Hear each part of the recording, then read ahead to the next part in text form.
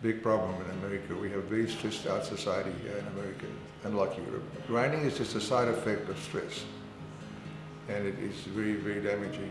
I mean, you change from 120 pounds per square inch to 500 pounds per square inch when you grind your teeth. So you don't sleep properly, your joints start to disintegrate, the muscles start to spasm, and that's where the pain comes from. So we deal with a lot of TMJ problems here, but they are treatable.